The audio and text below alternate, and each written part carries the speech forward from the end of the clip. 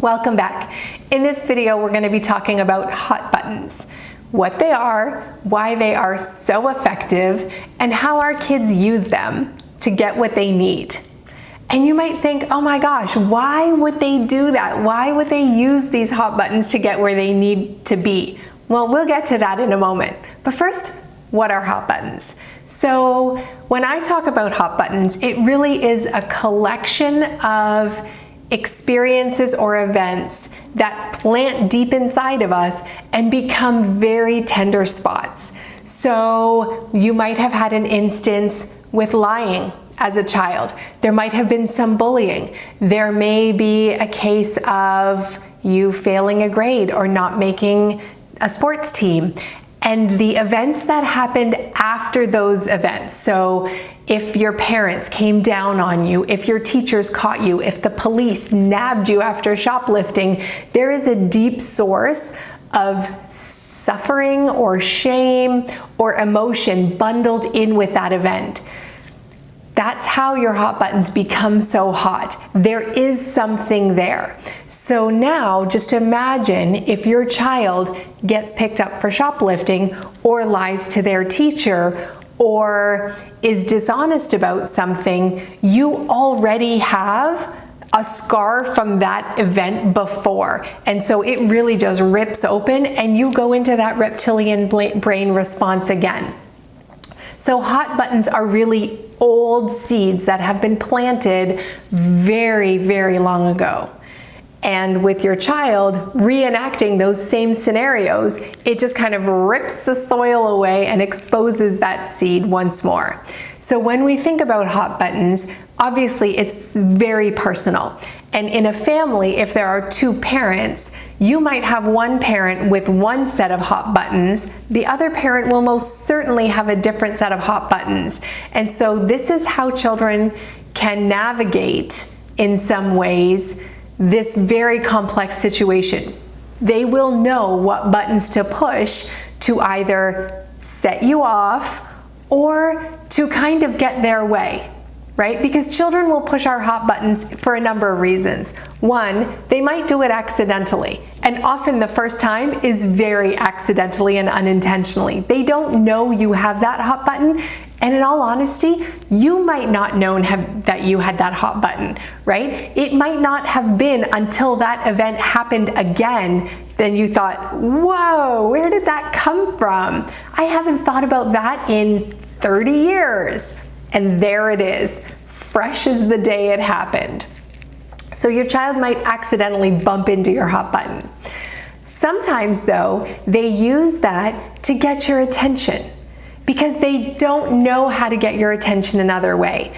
And I know that we might think, but why wouldn't they just ask? Well, first of all, sometimes they do.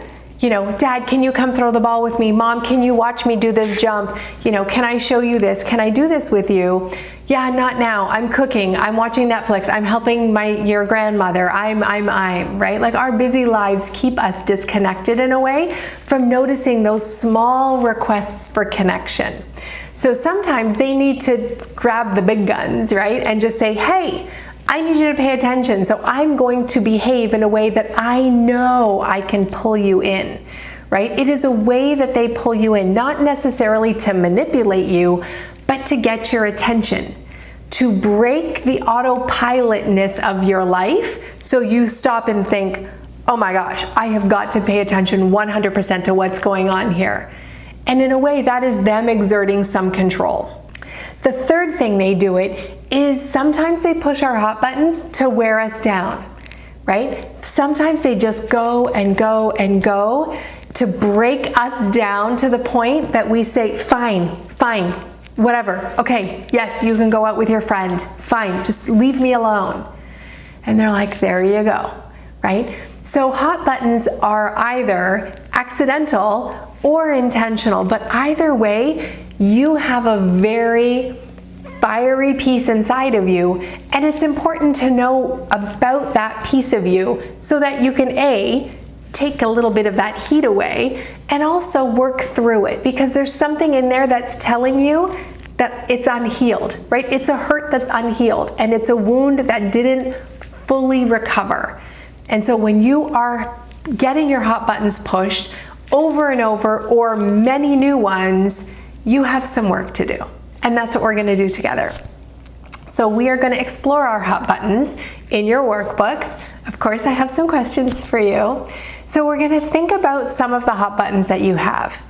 And I want you to take one in particular, any one, and take it back as far as you can take it.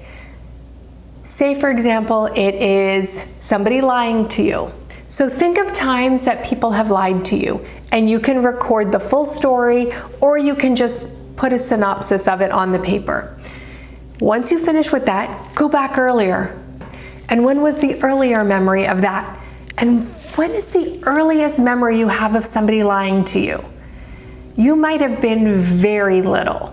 You might have been a very small child when some of these initial hurts were made.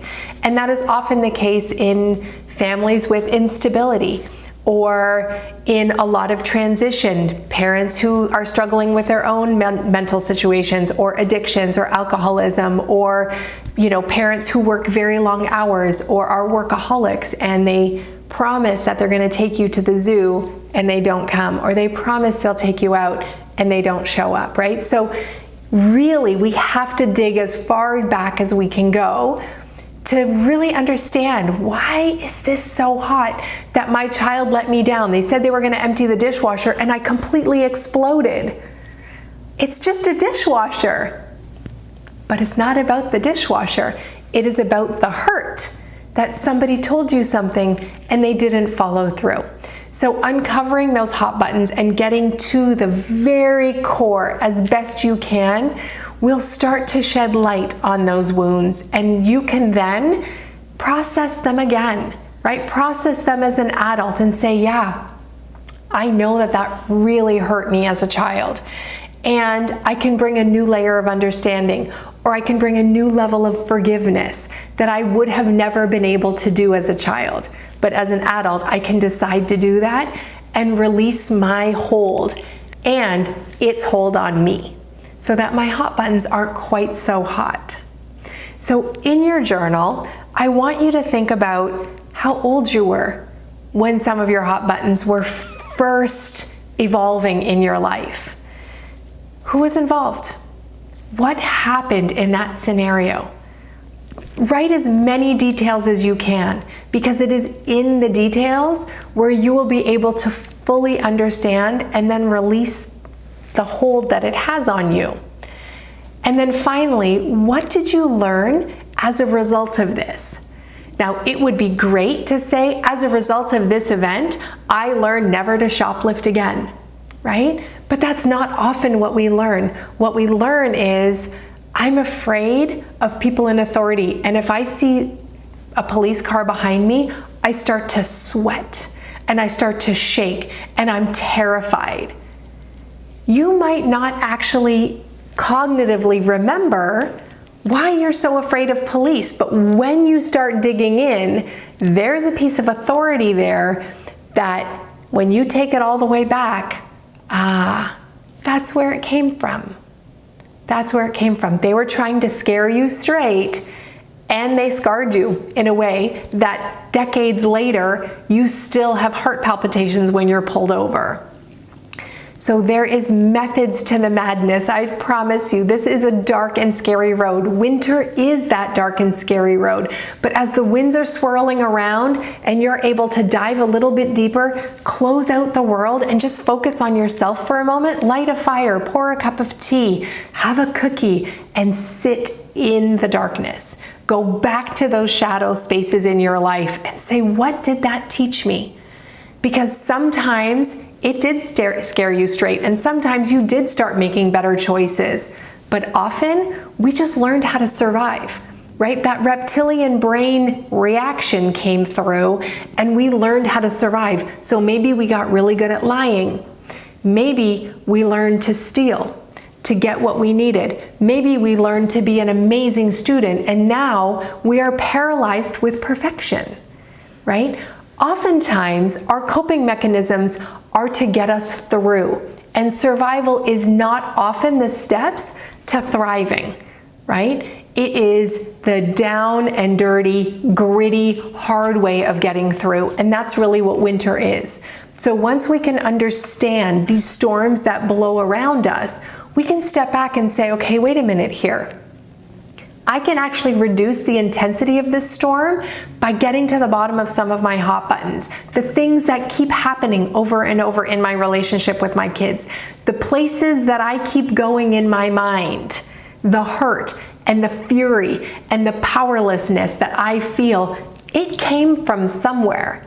Let's dig into that, right? Let's expose that. Because the seed that was the initial planting is where you need to go. The weeds, you can be pulling weeds all the time, right? But once you get to like that core, that core mothership of a weed, that's when you can pull it out and all these other ones will die. So that's what we're working on right now. Good luck.